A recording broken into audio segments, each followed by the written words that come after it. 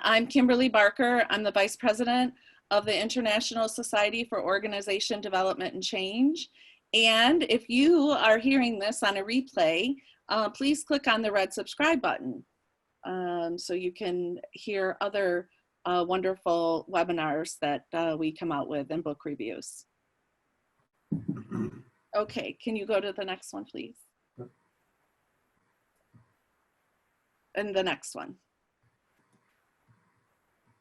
So, I don't know. I was wondering how long we've known each other, Francois.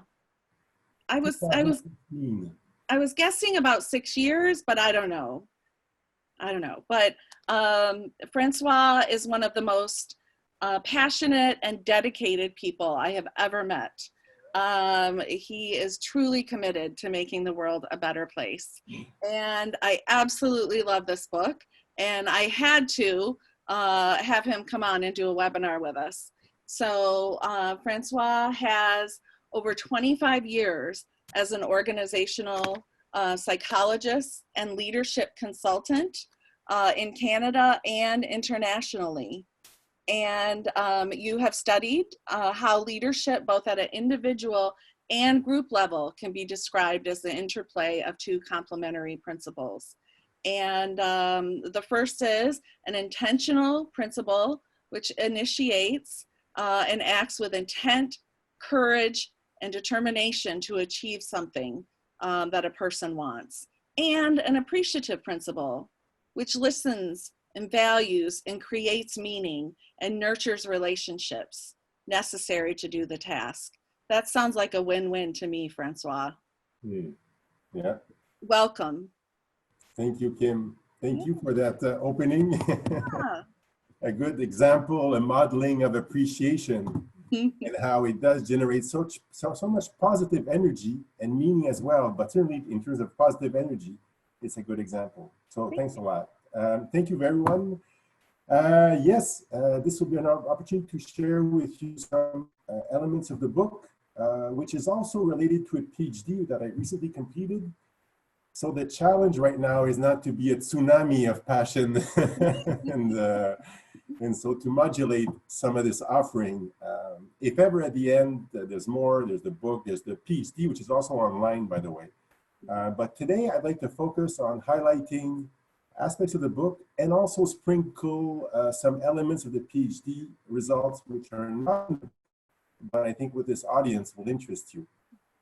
So if we move on, I've put in this timeline a bit, I've kind of been maybe a bit overboard with the minutes, but I wanted to put a minimum of structure to make sure we had some exchange. Okay. So I'll just start with a brief historical background leading to this yin and yang model and the book that we'll be discussing, following by what I call the significant leader exercise, which we'll be able to do together and which also relates to this whole, which is also part of the book. And then what I essentially wanted to do is highlight some of the literature review behind this model and this idea of these two factors, this yin and yang. If ever I go too fast, you can ask me to slow down, and if ever you get lost, don't worry, it's pretty consistent. There's a yin and there's a yang, so it's not that complicated. We'll have a question and exchange period after the theory. Then we'll follow by how does this apply in the book in terms of the more at an individual level, question period exchange afterwards, and we'll conclude how this also applies at a collective level, and finish with an exchange at the end. So essentially, we'll start with a refresh in terms of the literature review behind this model. And then follow up with looking at it, how it's applied to, I've been applying it at an individual level and then collective level. A little background to where this is coming from. Kim mentioned the 25-year thing.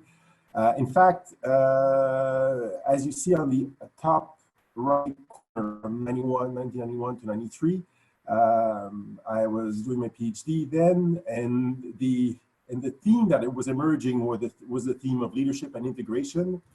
I took a little pause for a little while doing consulting in Africa and back in Montreal, and then came back to consulting.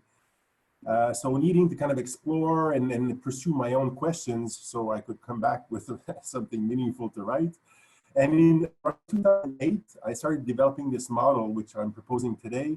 And from 2010 to 18, actively researching and completing it with a PhD at the University of Twente in the Netherlands in collaboration with the Taos Institute, thanks to Celeste Wilderon, my supervisor in the Netherlands, and Tojo Tachinkari, my supervisor here with the Taos Institute.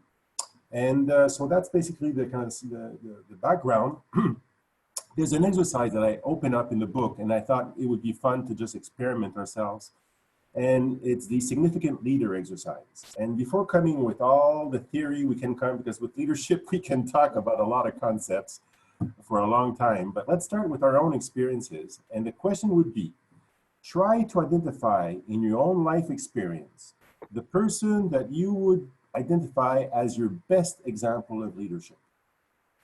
And that can be someone from your early childhood, a parent, a coach, a teacher, scouts, guides, throughout your student life, professors, later on in your professional work, colleagues, members in your family. Of all those people, one person stands out as your number one example of leadership. And once you've identified that person and that example, identify the quality, the characteristic that makes that person stand out from every other person you've met in your whole life. So there's a reason, or some reasons, but what the heck, can you identify one characteristic? And once you've identified that quality that made that person such an outstanding example of leadership, until today, your best example, please, in the chat box, write your characteristic, quality, in one word, essentially. What made that person such a good example? And as you'll see with your answers, will actually be basically building the blocks for the rest of the presentation, and you'll be summarizing a lot of what I'll be talking about. So please just go in the chat box and share with us the quality that characterizes that person that for you exemplifies the best of leadership. And I emphasize someone you've had a concrete experience with, a contact, a real live encounter. I want to avoid these kind of personality cults. You know, we're going to, this person or this TV personality. We can fly real high with leadership. So let's stay our feet on the ground.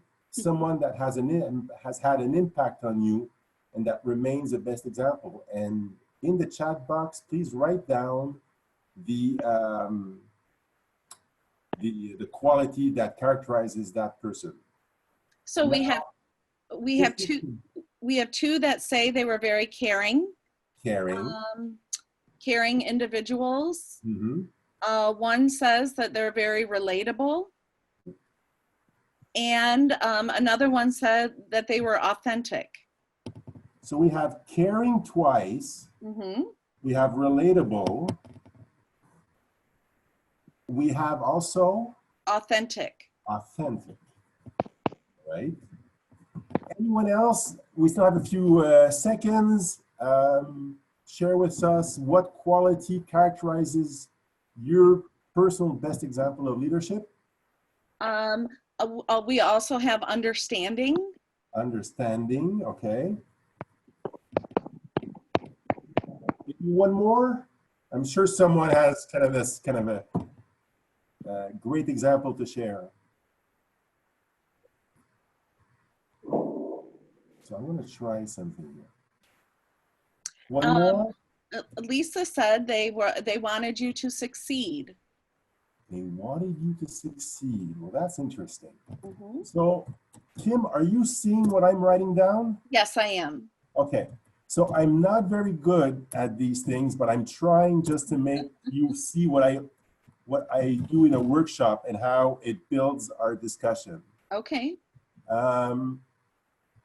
And wants you to succeed. Yeah. A teaching style leader. Uh-huh. Okay. teaching style. Anybody else? Authentic. Authentic again. Oh, you have it. I'm sorry. Okay, I didn't see it over there. Okay. Smart. Smart. That's interesting. All right. Smart. Let's put it here. One more. Your best example. What made that person just a great example of leadership? Kim, what about you? Honesty. Honesty. Honesty. You. Now, I've been doing this exercise for about 15 or so years. And what's been striking me every time I do the exercise is that qualities come up. And at first, I realized how they were falling into these categories that were actually confirming leadership theory from back to Ohio State with initiating structure and consideration.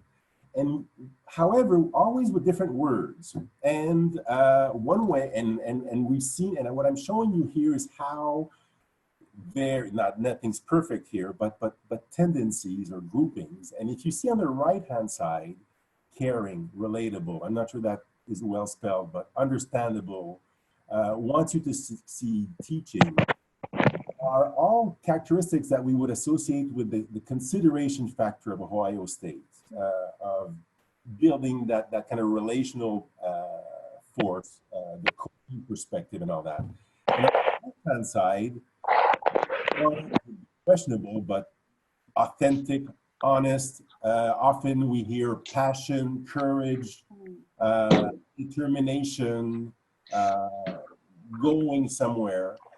And consistently, these come up in my workshops. And I just want to show you here on this next slide, leadership theories from 1950 to 2009.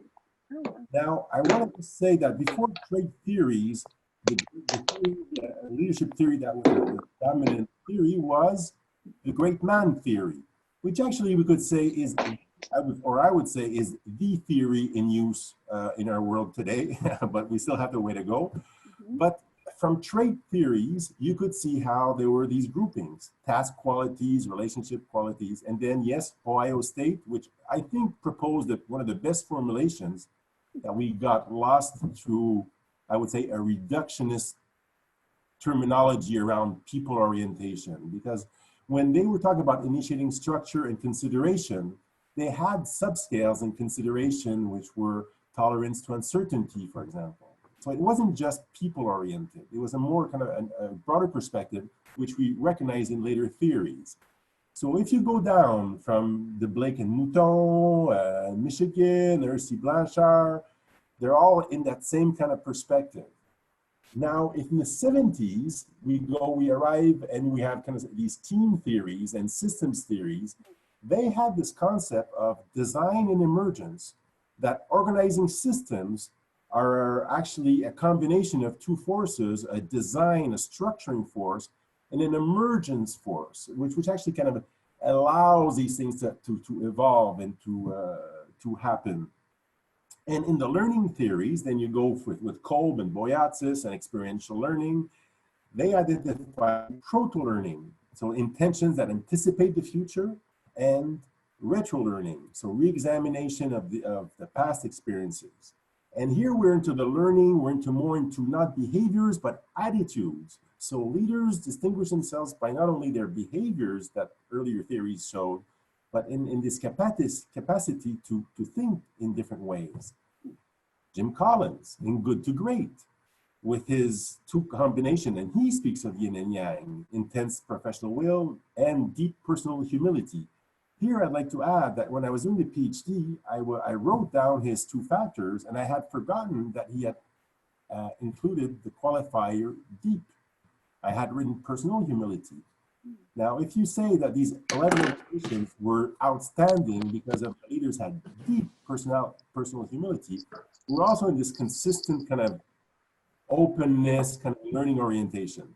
So this goes on to later ones with Otto Scharmer and Peter Senge and Thierry Yu in Presencing, where they talk Again, in a more learning orientation, a combination of intention and attention. So being clear as to what you want, and as well as being open and receptive. So things evolve. Communications theory also, and I'll go quickly, this is probably for people quite either familiar or easy to understand, but in communications theories, Marshall Rosenberg, again, combines authentic self-expression, empathic listening. Sheila McNamee, who did some research on communication, is involved in Taos Institute, speaks of two principles: holding my own ground in terms of what I think or what I want to say, as well as letting the other happen to me, being influenced by the other. And again, I added these two conflict management models that that combine also two principles: assertiveness, cooperativeness, own agenda, and relationship. So you can see how there's something consistent here, as well as through leadership theories and communications theory, which relate very much to leadership. Psychology, Jung spoke of the archetypes and the life process of integrating these combinations, masculine, feminine, that he refers to affirmative and caring, who influence love and will, speaks of will and care, consistent with Heidegger's thinking. But here what's interesting is how your care becomes the source of your will. By being attentive and as conscious as you can be, your will be thus even clearer and stronger. And I added also the third wave cognitive therapy, the big shift in cognitive therapy now that it's not about changing your thought pattern, it's how can we be open to it, learn from it, and engage change strategies from that. So it's another perspective of, I would say, being with more. Briefly, so obviously a yin and yang, the Taoist, over 3,000 years ago, they spoke of life as an ever-changing flux of change. And in this flux of change, two principles are complement, the yang and the yin, which they've studied through art, martial arts, science, health, whatever. So it's fascinating to see how it go back so far.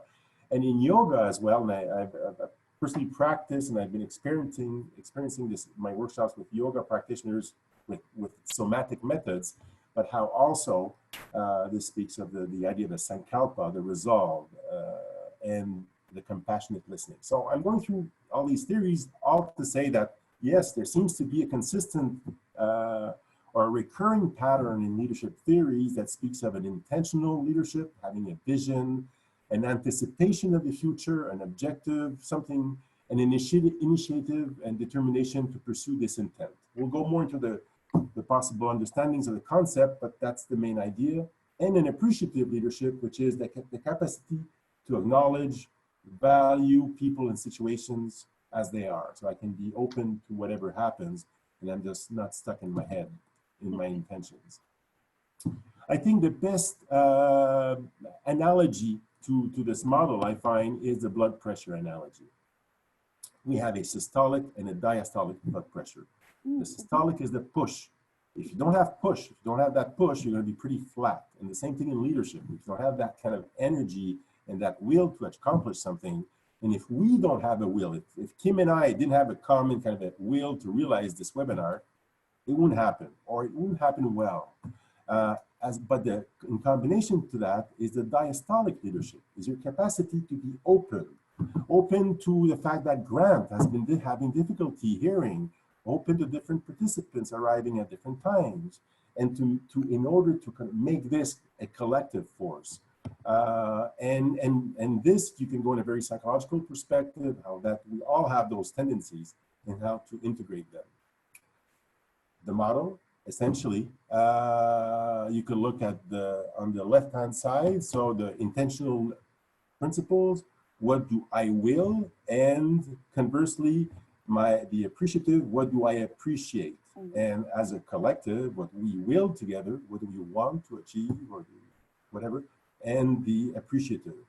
The idea of making those as a yin-yang is very intentional. It's also how these concepts, as I'll show, interrelate. A great influence in this book and these ideas is the writings of Mary Parker Follett. She writes how the power of leadership is the power of integrating, much more an idea of a power with than a power over, which would be commanding. But the book is, I would say, overflows with quotes of Mary Parker Follett, and I've done this intentionally. She's simply a genius ahead of her time, and I think a thinker for the ecological age that we're entering, but not well known. So the intention was to make include as many quotes as possible, because he's just too amazing. So we're referring to two transformational attitudes here: the yin and yang factor. The yin factor, this appreciative knowing, influenced by people Srivastava, Cooprider, and Fry, and appreciative inquiry, where they distinguish the appreciative knowing at three levels. First, which I would say appraising, my capacity to just be there and to listen, to observe, to accept without judgment to what's happening. So the idea of being mindful. Second level of valuing. So after basically appraising the environment, I can appreciate in a valuing way how I can, for example, how working with Kim is such a pleasure, and how I'm honored to do this, and how being with people in my field and share my work is something really meaningful to me, and I'll be even happier to hear your comments. But then what happens is that we're getting to an affective level. We're bringing an affective energy. And thirdly, if I think of what I value most about working in this kind of webinar setting or sharing my knowledge, it'll generate meaning. What I will find most valuable will speak of what's most important to me. So the capacity to also appreciate the symbolism of circumstances and what it represents. So your appreciation creates meaning that leads back to your intentional orientation. So often I say that appreciation is a directional attitude. And let's just try it out, for example. First level of appraising, I use the analogy of looking at a dark sky. If you look at a dark sky and I ask you, how many stars do you see? And then you'll start counting the stars. And if I wait 15 minutes and I say, now 15 minutes later, how many stars do you see now? You'll see so many more layers of stars that will gradually appear as your eyes habituate to the darkness. And then if you wait another 30 minutes or an hour, then it'll be amazing, the amount of stars you'll see. And I think it does associate to our capacity to appreciate, to just be attentive. Otherwise, in an hyperactive mode, we're not there. And leaders seem to be quite effective at remaining present and to remain more in contact with what's happening. The valuing aspect, and I think the best way to learn about this is just to taste it. Reflect back on your day thus far. And I won't ask the answers to this. This is just for you personally. So reflect back on your day thus far and identify the one thing you're the most grateful for. The one thing you are most appreciative of having experienced today. Maybe it's about, maybe you were able to just stand up on your 2 feet, and that's already a lot to say thank you. Yes. And that's great. Maybe I didn't fall on the ice. You didn't fall on the ice. There you go. Anything else? But identify that thing and just chew on it. Taste it. Most likely, as you're chewing and you're savoring this aspect of your life that you appreciate, it generates in real time a change emotionally. You're most likely feeling better right now, 5 seconds later. Absolutely. The power of these attitudes. They transform in real time. Yep. And if we go further in terms of meaning making, is the one thing you've identified of which you're so grateful for so far in your day, that thing speaks of what is important to you. and most likely speaks of what you also want in the future. Maybe you definitely do not want to fall on the ice in the future, and you're gonna do whatever you want for that not to happen. So you're becoming aware and proactive in what you do. So I often say to my friends who are meditators, and I meditate as well in some ways, but not as much as others. And I say, yes, I'm all into attention. I'm all into this, totally. But I say appreciation gives you even more. It transforms more. So be conscious, be aware, absolutely. But if I choose to appreciate the situation, I will act upon it from a leadership perspective in a quite effective way. The yang factor, the idea of the will in this whole idea, I highlighted as some Rollo May's idea, amazing book. If you want to go back, Love and Will. But what I like is in his distinction of three forms of wanting: the Victorian willpower, which preceded our 20th century. So the capacity to force our bodies against the desire, rationalism, moralism, and so on. And then he speaks of the wishing, which is the imaginative playing with the possibility of some act or state occurring. And then, and that's where we're landing, is the idea of the willing, the capacity to organize oneself so that movement in a certain direction or towards a certain goal may take place. And this relates to the great William James and the ideomotor idea that our ideas can direct our actions. We're all in this capacity as humans to be co-creators of our existence. What he also adds, which is interesting, is the wishing brings life to the willing, but the willing gives it its sustainability. So the two are important. I also present how this intentional level can be presented at two levels. So you can have the individual level here, here on the left-hand side. From a functional perspective, I have a task. Am I willing to achieve this task of presenting this material in this webinar from a functional perspective? But existentially, am I willing to achieve my life with a sense of purpose and direction? And the same thing from a group perspective. Are we willing to achieve, Kim and I, this collaboration to put this webinar on air? And as a group, and this for any group, ISODC, for example, are we as a group engaged in achieving a mission with a sense of collective purpose and direction? So these are ways of playing with these different concepts. I have a question. Yes. So and first of all, I love this book. I love every word in this book. But one of my favorite quotes of all time is in this book by Warren Bennis on becoming a leader.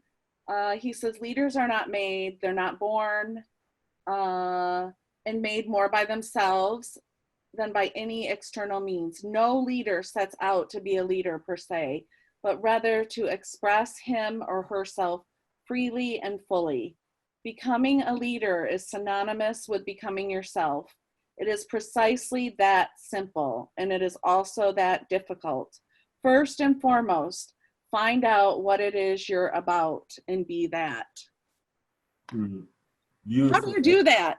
It is beautiful. Well, if you buy the book. Oh. But I think it's also a good example of when we do speak of leadership. Here's a wonderful quote speaking of the individual self and how can I be a leader as a person. And for other people, the individual does not exist. It's all a collective dynamic and so on. And that's where I think the book, and I put the advantages, is I think the book summarizes well the consistency of these bidimensional factors. Secondly, both the intentional and the appreciative principles are presented as complementary, but interrelated. When I'm intentional, I'm also being conscious of what I want. I'm becoming aware. And when I'm appreciative, I'm also choosing to be appreciative. It's an intentional act as well. And the model addresses different levels of interpretation. Individual, like we were hearing from Benes, collective, and including the functional, the existential. Because when we hear Benes speak, he says, and Boyatzis says the same thing. Boyatzis speaks of a core identity. There's something inside of us that wants to be. What's that? And that something is unique to us, and our sense of direction and authority actually will be a function of how we are connected with the sense of our own authorship and so on. And so the intentional aspect is very interesting in that sense, is that whatever your situation, there is something. What do you want to achieve, and how can that be? And that's where I think Benes brings it to a more existential level. Okay. That is the call to your becoming who yourself. Okay. The model, I go quickly on this. It's interesting because it relates to different theoretical currents, transformational leadership. Although I would say this is a much more egalitarian perspective. It's not about so much about the leader having the vision, but how can we create it? Emotional intelligence, authentic leadership, shared leadership, ethical leadership. This is also a model that helps in terms of managing around from a values perspective and from a purpose perspective, and complexity and context theory. I think I've shared enough for the moment, and I've gone a bit too long. But let's see, what time is it? 12:36. So we have about 20 more minutes. So before I go on into the more individual and collective, I just wanted to give us a bit time if anyone had a question or comment to share, or we can just go on. So as you wish, depending on where you are. I got a quick question. I'm just curious. So I'm listening to your discussion. I'm gonna buy your book because I'm a voracious reader, and I haven't seen this one. So I will buy it and read it. I'm curious, within your yin and yang, and you talk about the existential. Where do you position the anti-narrative? You know, the anti-narrative meaning like if you read Boji's work, the underlying, I guess, equivalent to some degree to existential, but it's the temporal and the spatial, kind of like, okay, it's where I am, plus it's what's happened to me today, and what's happened to me yesterday, and what's happened to me last week, and what else is going on, and what's the weather like, and all the different conditions that affect our ability to be who we are, or that continuously change our values, our axiology, and then also our neuroperception. Then, where do you place that, in between that yin and the yang? How does that, I guess, translate in your opinion, or have you considered that, or is that just like a new thing with regards to your work? I don't know. To be very honest, I'm not sure how to answer. I'd have to reflect more. It's always an interesting conversation to have, and it's one of these things, it's like when we talk about presencing, right? In Sharma and Senge's work, it's being there in the moment, right? And being present, and being able to recognize the situation, and then your interaction with the situation. And then I guess the anti-narrative part of that is also to be able to recognize everything else that's going on, that could potentially affect you. So it's like an additional layer on top of being present. It's temporally present, I guess. A lot of thought, a lot of philosophy. Yeah, well, I think what's bringing it to me, and thanks for your comments, is this book. It can be used in this model from so many different angles. For example, before I came on air here, I just thought again and said, if I'm not intentional about this webinar and what I want to achieve from this webinar, I'm just going to come in and be caught by the wave or anything else. So here's a moment where I can be a bit more creative in my situation. And in other circumstance, I'll say, I'm just overacting here. I've got to get back to a more appreciative stance. And it's as if they are, and I'll get back to some of the results that we had, but they're like signposts or beacons, if you want, that you can reconnect with, but in so many different ways. And this can be as much kind of discussed at a collective level. But I like the anti-narrative idea. I think I'd have to go a bit further on this one. Yeah. Well, we can talk if you like, and thank you. We can try to collaborate and figure maybe some of that out for you. Whatever I can do to help you, I'll be happy to. But yeah, thank you for your answer. Yeah. One thing I really like, I love Joseph Campbell's work, and when he talks about when you're following your bliss, how the universe rises up and takes care of you, takes care of situations, helps you out, I guess. And, you know, I have found that in my life when I'm really in tune to my purpose and what I'm working on. I have just been blown away at how things fall into place. Sure. That's a great comment. I would tend to agree with that, Kim. Yeah. In fact, if I see the time, and I just want to go a bit further, and it's to this diagram where you speak about Joseph Campbell. Oh. Because Joseph Campbell wrote a book, Hero with 1,000 Faces. Essentially, he identified throughout human history and civilization some myths that were recurring myths, in particular this idea of a hero myth.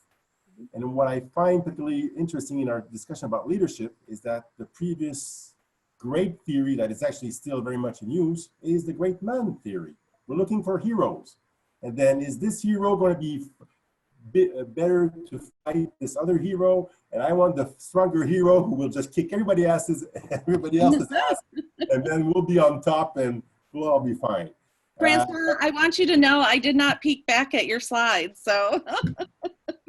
So anyway, so that's the idea of hero. And the idea of hero, and when you look at Thomas Carlyle, and I've included in the book a quote from Thomas Carlyle, where the heroes are they're the ones that in which we can put our hope. The rest of us are just, just meant to follow.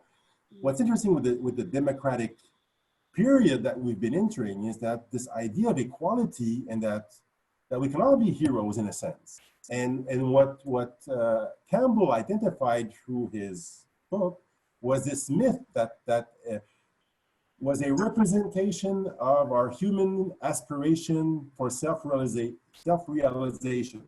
So if we all go to see Star Wars and all go to see these movies, is Hollywood has read Joseph Campbell. And Hollywood has been using as a template the 12 steps of the hero's journey.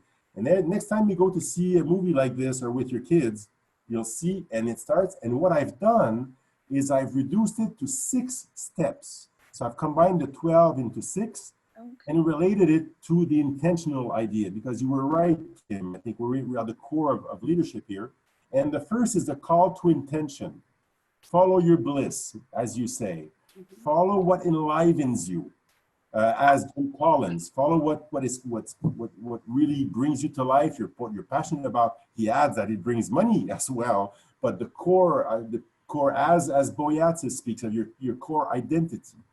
But then you're called to live this passion, but you're the only one who has this passion, so it's pretty scary. So you have to go through the doubts and the fears. Can I really do this? I'm the only one. My dad is a doctor, but I don't want to be a doctor. I want to be a musician. I like piano, but can I really do it on my own? And then follows the courage to go in the woods on your own, to act and to hope. Hope is fundamental to leadership in that sense of we're going somewhere towards the future. And along the way, surprisingly, as we also see in all these stories, there's always people that come along the way. These Kim Barkers, for example, and that appear on your path, and no hero succeeds alone. And also the idea of the necessary trials and the capacity to initiate meaning. Leaders distinguish themselves by the capacity to take a situation that is terrible, but try to see some silver lining, some possibility, some opportunity to reframe this challenge and make it something that will bring you forward. And at the end, the accomplishment from mission to mission, from purpose to purpose. The leadership, I would say, force is always something that is always in movement, and your own sense of leadership is never static and stale. So this is something I highlight in that idea that am I really driven with courage to achieve what is inside of me? I also want to share, we speak about quotes, the great Ed Shine, which you had on air a few weeks ago. I like what, especially coming from him, he's such a giant, where he writes, much has been said about the need for vision, but too little has been said about their need to listen, to absorb, to search the environment for trends, and the organization's capacity to learn. It seems that the leaders of the future will have to be perceptual learners. I love that phrase, perceptual learners. We're into the whole experiential learning current. We're all into that current where you, yes, be driven with your intention, but if you're not open to learn, especially in 2019, you're gonna get some icebergs along the way. I would say perceptual and perpetual. Yeah. Briefly, these are groupings that came up when I did the significant leader exercise that we did at the beginning. This is basically collecting data from 300 participants and doing a thematic analysis on all the data. I wanted to, this is not in the book, but I wanted to share with you this because this will be in the next book, but I think it's also quite interesting. And if you look on the left-hand side, from these 300 participants who were all leaders and identified the distinguishing characteristic of their own significant leader. A key factor at the beginning. The idea, I would say, I summarize confident vision and determination. There's a sense of going somewhere, but trusting it that it will happen. That the idea of hope again, and the idea of determination. That, I think, is probably one of the most kind of important themes. Secondly, the idea of passion and positive energy. Leadership, in the end, it's not being aggressive or driven by fear and control. That's where we see that these leaders have that selfless passion that is contagious and that leads people forward. Third factor of the intentionality, the idea that I would say authentic exemplarity. These people walk the talk. Right. They show the example, the discipline, the focus, that they will do whatever it takes to make it happen. This book, this whatever makes the boat go faster. These New Zealand guys wrote something really interesting. So whatever it takes, we're going to do it. And on the complementary side, the factors that came up from an appreciative perspective was a whole idea of open and respectful listening. This person listened to me. I felt like somebody. And all these items that you mentioned, the coaching, caring, empowering, leaders develop leaders. People who make you feel small are losers. That's where I think we need to draw the line. Right. And thirdly, the bringing together is that fundamentally, leadership is not such a power over thing. It's really a unifying force. And that's what's interesting that came up. From workshops with over 600 participants, what participants said is that they liked the model. It was simple. And it was for them a kind of a self-assessment and self-tuning for all aspects of life. As I was kind of describing to Grant earlier in terms of how I was using it. And this I've done with executives from all sizes to my buddies, my yoga buddies, and everybody that I was bringing on a Sunday afternoon in a workshop. So it shows how it's very accessible to, and in different cultures as well. I'm going to go quickly, if you allow me. Yeah, we have about 10 minutes left. Okay, I just want to share with you some of the collective stuff. Okay. But just to wrap up on the individual, any workshop that I do, I want to bring in some of the intentional. How can I bring these individuals to be clearer in terms of what they want to achieve? And also, how can I bring some of the appreciative? How can they, through different activities, be more attentive to what's happening, or more appreciative of colleagues, and how we can work some recognition into it so we can bring some of the connecting between people. David Cooprider, who is a kind of founding pioneer in appreciative inquiry, has this quote, which I love, and I think, and he was ahead of his time. This was in '87 that he wrote this.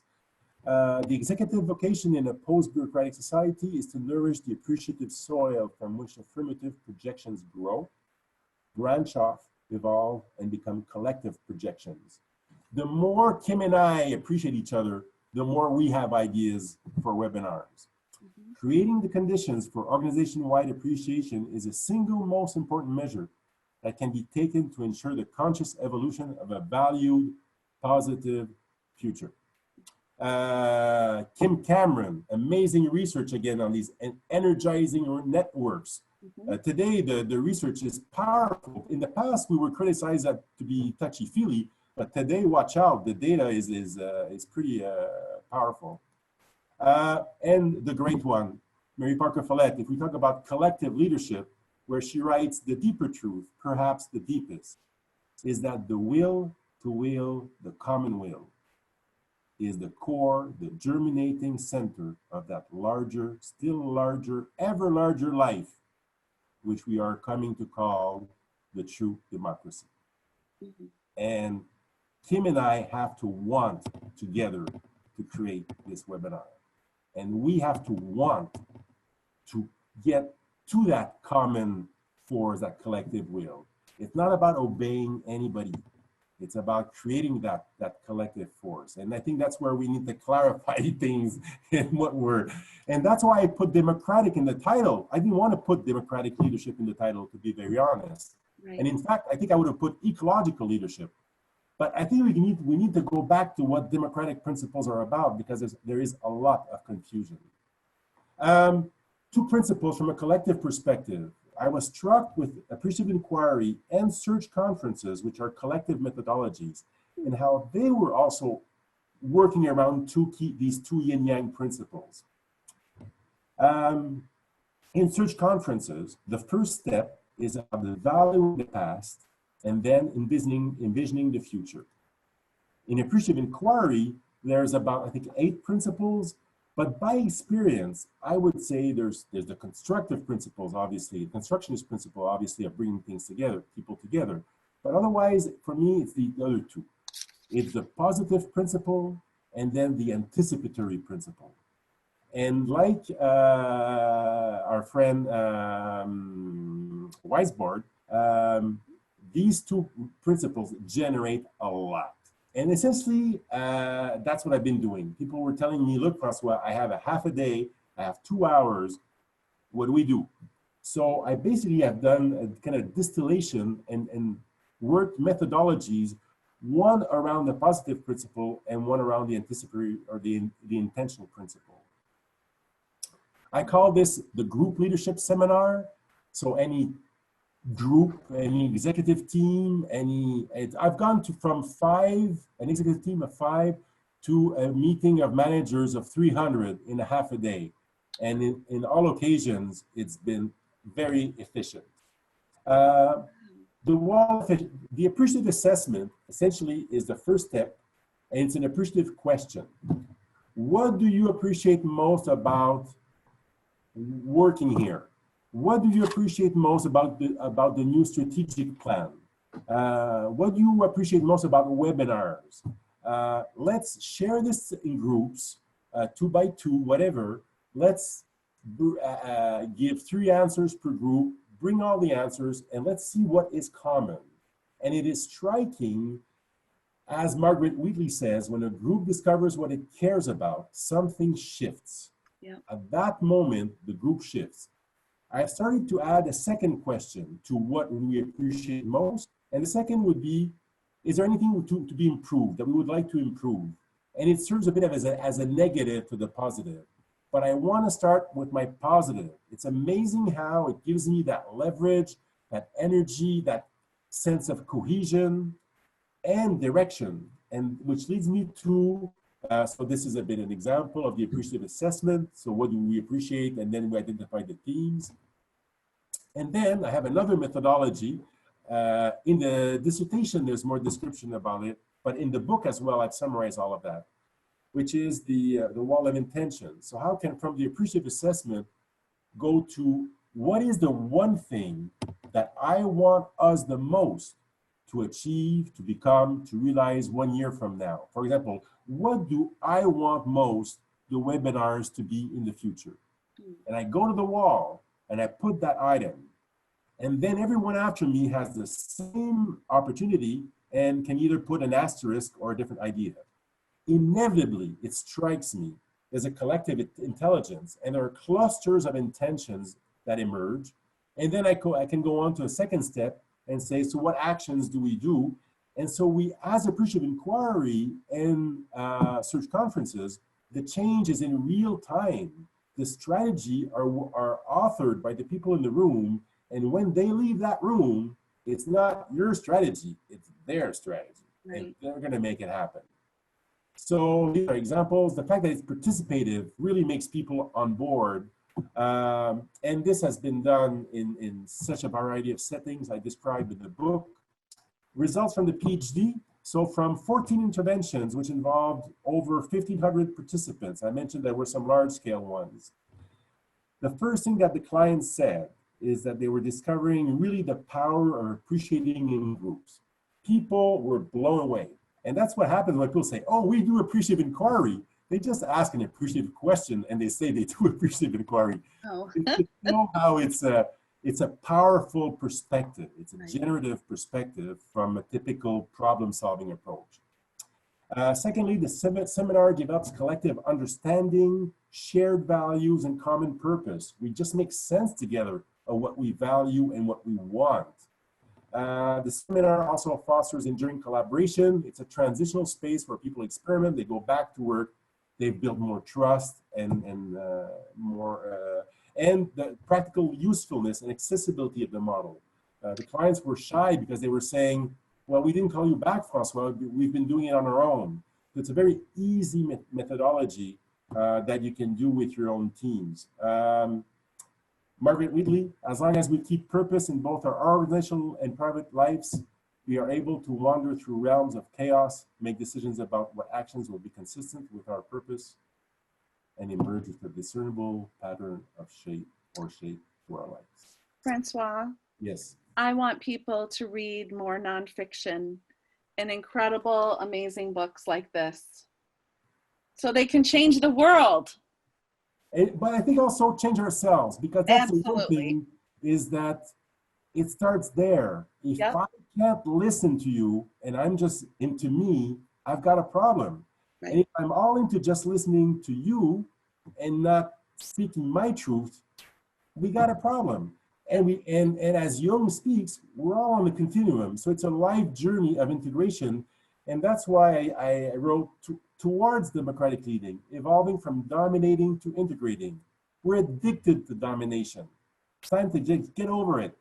We got to integrate, we got to unify. And these are, I think, strategies that hopefully can help us go in that direction. Oh, thank you so much. I could talk about this all day. Are you available for the rest of the afternoon? Forever. Oh. And thank you everyone who joined us today. I really appreciate the new insights that you've given me today. We do have some interesting webinars coming up. So I do encourage you to go to isodc.org to see what webinars are coming up. Just to give you a taste, December 12th, Diana Whitney. You know Diana Whitney, right, Francois? Yep, she is going to be talking about her recent book, Thriving Women, Thriving World. So yeah, so you can go ahead and register for those. But thank you everyone who joined us. And a link will be going out shortly to everyone who registered for the webinar. So just a reminder. Oh, did somebody have something to say? No, I just wanted to say thank you, Kim. This is Sandra Sheard. I just wanted to say thank you so much. Thank you. Thank you for joining us. Yeah, thanks for the feedback. And I just want to remind you all, please call someone who would like to hear from you today. You will be amazed at how good that makes both them and you feel. Wow. Where can I buy the book? It's on Amazon. Yeah. Yin and Yang Okay, of Leadership. Thank you. All right. All right. Bye, everyone. Bye. Thank Bye, you. Francois. Bye. Bye. Thank you. Thank you. Thanks, Anton.